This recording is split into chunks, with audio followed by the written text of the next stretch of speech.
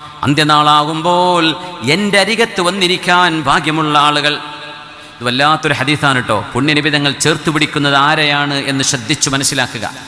എന്തെങ്കിലും അഡ്ജസ്റ്റ്മെൻറ്റ് നമ്മുടെ ലൈഫിൽ വേണമെന്നുണ്ടെങ്കിൽ ഇപ്പോൾ അതിന് തീരുമാനം എടുത്തേക്കണം. എൻ്റെ അരികത്ത് വന്നിരിക്കാൻ ഭാഗ്യമുള്ളവർ.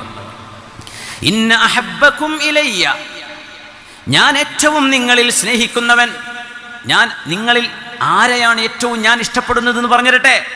പിന്നെ നാളെ പരലോകത്ത് എൻ്റെ കൂടെ ഇരിക്കാൻ ഭാഗ്യമുള്ള ഭാഗ്യവാന്മാർ, ഭാഗ്യവതികൾ ആരാണെന്ന് പറഞ്ഞു തരട്ടെയോ. അഹാസിനുകും അഖ്ലാഖാ, നിങ്ങളിൽ ഏറ്റവും നല്ല സ്വഭാവശുദ്ധിയുള്ളവരാണ് സത്യസന്ധത പാലിക്കുന്നവർ, സൗമ്യമായി സംസാരിക്കുന്നവർ, ദേഷ്യപ്പെട്ട് പൊട്ടിത്തെറിക്കാത്തവര്, മനുഷ്യനോട് മൃദുവായി സംസാരിക്കാൻ അറിയുന്നവർ, പരസ്പരം നാവുകൊണ്ട് പരസ്പരം തല്ലിക്കാതെ ഒരുമയിലും സ്നേഹത്തിലും ആക്കാൻ നല്ല വാക്കുകളെ കൊണ്ട് മനുഷ്യരെ ആശ്വസിപ്പിക്കുന്നവര്.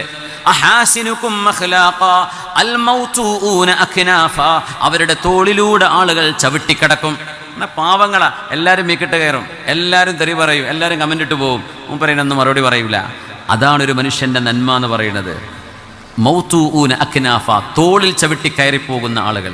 കയറുന്നവരെ പറ്റിയല്ല, ആരുടെ തോളിനെ കുറിച്ചാണ്. അയാളുടെ തോളിലൂടെ ആളുകൾ നടന്നു പോകും, ഇയാളൊന്നും എണീറ്റ് പോവുകയെ കാലിന് പിടിക്കുകയൊന്നും ചെയ്യൂല. ഖുത്ബക്ക് ഇരിക്കുമ്പോണ്ടാവും അങ്ങനെ ചില മഹാന്മാർ ജുമാ തുടങ്ങി കഴിയാ നേരത്ത് വന്ന് ഒന്നാമത്തെ സൊഫിൽ വന്നിരിക്കും, മൂപ്പര് സലാം വിട്ട് എണീറ്റ് പോവുകയും ചെയ്യും. എന്നാൽ പിന്നെ ബാക്കിലവിടെ ഇരുന്നാൽ പോരെ. ഈ മനുഷ്യന്മാരെ മുഴുവടങ്ങേറാക്കി മുമ്പിലേക്ക് വന്ന് കുറച്ച് നേരം 10 മിനിറ്റ് ഇരുന്നു ആയിരുന്നു പോകേണ്ടതിന് പകരം അപ്പോൾ എല്ലാവരും നോക്കും ആരായി പോണത്. എല്ലാവരും തോളിലൊക്കെ ചവിട്ടി, ചിലപ്പോൾ കാൽവ ചളി ഉണ്ടാവും, വെള്ള ഡ്രസ്സിലൊക്കെ ചളിയായിട്ടുണ്ടാവും.